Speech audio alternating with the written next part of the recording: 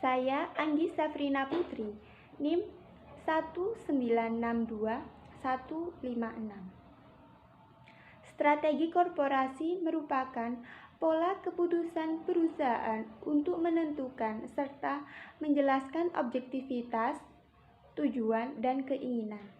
Strategi korporasi menciptakan kebijakan atau rencana mendasar untuk mencapai tujuan tersebut serta mendefinisikan batas bisnis yang ingin diperoleh perusahaan.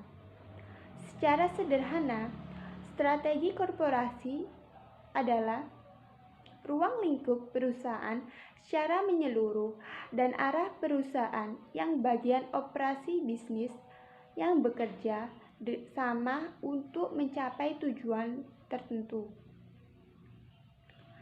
Strategi korporasi membangun kompetensi inti fokus pada penciptaan nilai tambah ekonomi bagi pemegang saham. Perencanaan pemasaran korporasi adalah proses penetapan prioritas jangka panjang menyangkut produk dan pasar dalam rangka meningkatkan nilai perusahaan secara keseluruhan. Ada dua hal penting yang harus diperhatikan dalam strategi korporasi. 1. Menetapkan visi perusahaan. 2. Menetapkan misi perusahaan. Dalam strategi korporasi, manajemen mengidentifikasi bisnis atau bidang usaha yang ingin digeluti di masa depan melalui upaya merumuskan 1. Rentang pasar dalam konteks kebutuhan pelanggan atau keduanya yang ingin dilayani. Yang kedua yaitu jenis-jenis produk yang ingin ditawarkan. Pertanyaan kunci dalam perumusan strategi korporasi adalah, dalam pasar, apa sumber daya yang kita miliki bisa paling efektif dalam mengimplementasikan konsep pemasaran? Saya Alvinka Dewi Cahyana akan menjelaskan tentang komponen dan isu yang terkait. Komponen yang pertama ada lingkup, misi, dan intent. Isunya ada 3. Yang pertama, bisnis apa saja yang digeluti perusahaan. Yang kedua, kebutuhan pelanggan, segmen pasar, dan teknologi apa yang harus dijadikan fokus perusahaan. Yang ketiga, apa maksud atau tujuan strategi abadi perusahaan. Yang kedua, tujuan. Isunya yang pertama, dimensi kinerja apa yang harus dijadikan fokus unit bisnis dan karyawan perusahaan. Yang kedua, apa target tingkat kinerja yang ingin dicapai pada masing-masing dimensi. Yang ketiga, kapan rentang waktu pencapaian masing-masing target. Kemudian ada strategi pengembangan. Isunya bagaimana cara perusahaan mencapai tingkat pertumbuhan yang diharapkan sepanjang waktu. Yang kedua, dapatkah pertumbuhan yang diharapkan dicapai dengan cara melakukan ekspansi bisnis perusahaan saat ini. Yang ketiga, haruskah perusahaan melakukan diversifikasi ke bisnis atau pasar produk baru guna mencapai tujuan pertumbuhan di masa depan. Kemudian alokasi sumber daya. Isunya bagaimana sebaiknya mengalokasikan sumber daya finansial ke perusahaan yang terbatas ke berbagai bisnis guna menghasilkan return paling tinggi. Yang kedua, dari alternatif strategi yang diterapkan setiap bisnis, manakah yang akan memberikan return terbesar bagi setiap rupiah yang diinvestasikan. Selanjutnya, sumber sinergi. Isu yang pertama, kompetisi dan pengetahuan apa saja yang bisa dikembangkan dan dimanfaatkan secara bersama di antara berbagai bisnis perusahaan. Yang kedua, sumber daya operasional, fasilitas atau fungsi seperti pabrik, wiraniaga, riset, dan pengembangan apa saja yang bisa dimanfaatkan bersama oleh berbagai bisnis perusahaan guna meningkatkan efisien. Selanjutnya, ancaman dan peluang lingkungan. Yang pertama, demografis, seperti distribusi, usia populasi, tingkat kelahiran, pertumbuhan populasi, perpindahan populasi regional, dan persentase rumah tangga dengan penghasilan ganda. Yang kedua, nilai sosial dan kultural. Aspek ini berdampak pada beraneka ragam produk seperti minuman kesehatan, makanan bernutrisi tinggi, makanan organik, dan lain-lain. Kemudian, faktor ekonomi. Dalam aspek ini sangat besar terhadap semua sektor, termasuk di dalamnya industri manufaktur, ekspor impor maupun jasa. Kemudian teknologi terutama perubahan yang tengah berlangsung dan yang dapat diantisipasi berpengaruh terhadap tipe produk yang tersedia di pasar dan jenis proses yang digunakan untuk menghasilkan produk-produk tersebut. Kemudian lingkungan hukum dan peraturan meliputi regulasi menyangkut tipe iklan yang diperbolehkan untuk produk tertentu, persyaratan labeling, dan pengujian produk, pembatasan terhadap kandungan produk, dan lain-lain.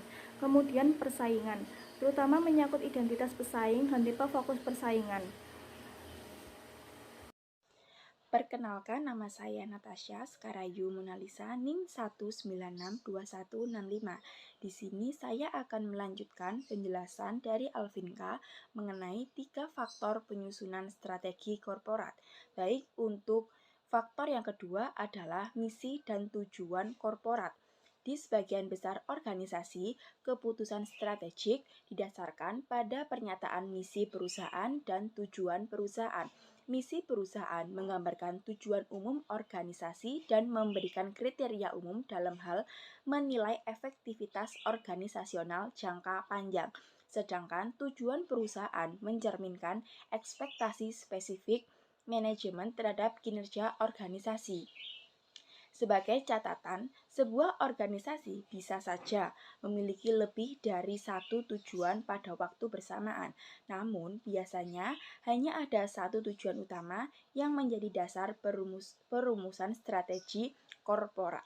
Seiring dengan perjalanan waktu dan perubahan lingkungan, dimungkinkan bahwa organisasi memodifikasi misi dan tujuannya. Sebagai contoh, American Telephone and Telegraph Corporation memperluas lingkup bisnisnya dari sekedar telepon company.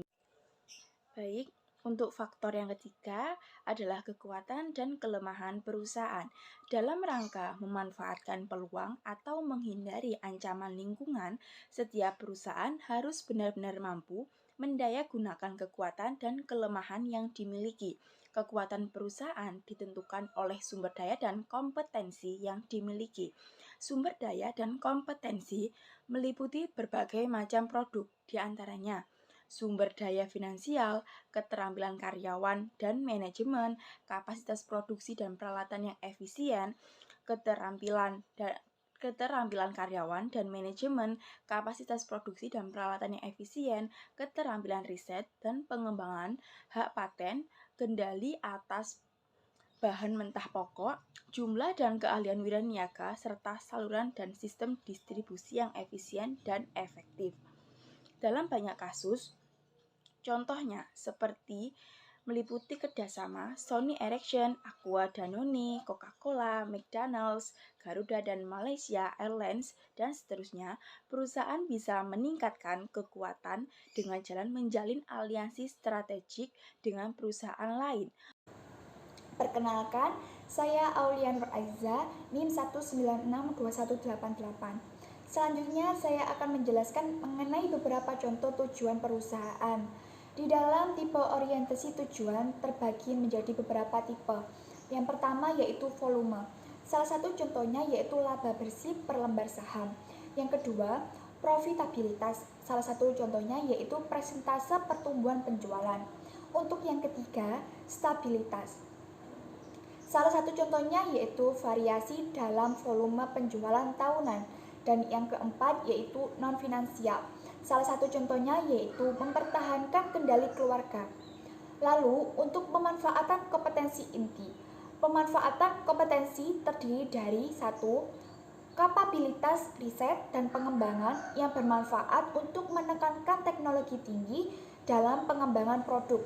Yang kedua, reputasi kualitas finansial perusahaan yang bermanfaat untuk memilih pasar yang reputasinya diketahui. Dan yang ketiga, sumber daya yang bermanfaat untuk membeli perusahaan. Selanjutnya, saya akan menjelaskan mengenai tipe strategi korporasi. Strategi korporasi terbagi menjadi 2 macam, yaitu strategi pertumbuhan dan strategi konsolidasi. Pertama, saya akan menjelaskan mengenai strategi pertumbuhan atau growth strategies. Untuk strategi pertumbuhan terbagi menjadi beberapa bagian. Yang pertama, strategi pertumbuhan untuk pasar saat ini, yaitu perusahaan yang menjumpai banyak peluang dan sedikit masalah dalam pasar yang dilayaninya. Saat ini kemungkinan besar Perusahaan akan memilih alternatif strategi pertumbuhan berbasis pasar terkini. Secara garis besar, ada 3 variasi strategi korporasi yang berbasis pada pasar saat ini. Yang pertama, strategi penetrasi pasar. Yang kedua, strategi pengembangan produk. Dan yang ketiga, strategi integrasi vertikal.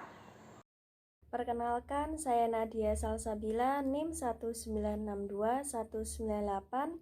Saya akan menjelaskan mengenai strategi pertumbuhan untuk pasar baru.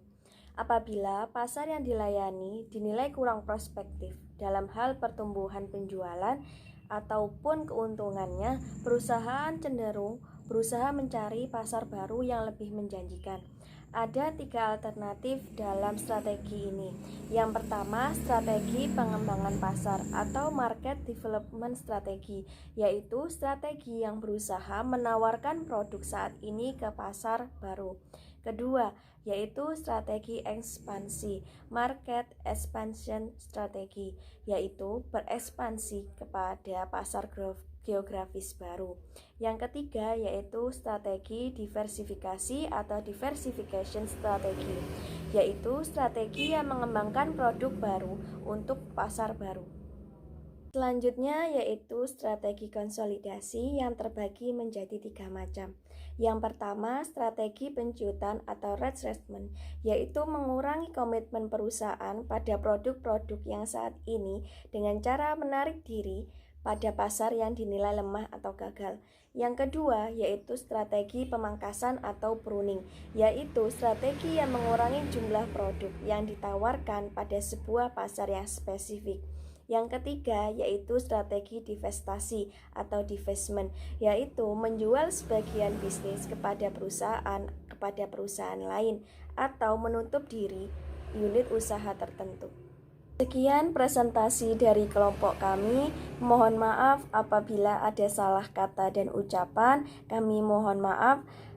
Wassalamualaikum warahmatullahi wabarakatuh.